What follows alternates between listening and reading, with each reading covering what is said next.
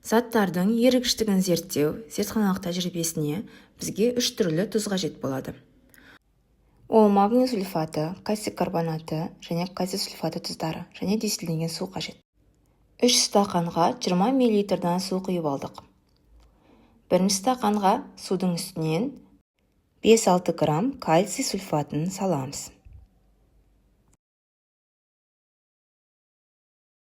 Дәл сондай мөлшерде екінші стақанға кальций карбонатын саламыз. Және үшінші стақанға магний сульфаты тұзын саламыз.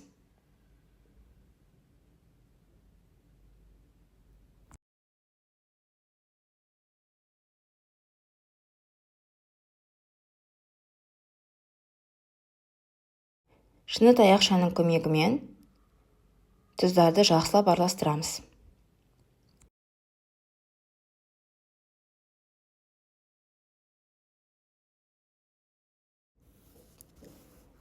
Байқап тұрғанымыздай, тұздар әртүрлі мөлшерде еріген. 3-4 минуттан кейін әр стаканнан шыны таяқшамен бір тамшыдан алып, сағат шынысына тамызамыз. Тамшыларды буландырамыз. Ерітінділерді аз еритін, ерімейтін және еритін деп 3 топқа бөліңіздер. Толық буланғаннан кейін тамшылардан осындай із қалады. Бақылауларыңызды жазыңыздар.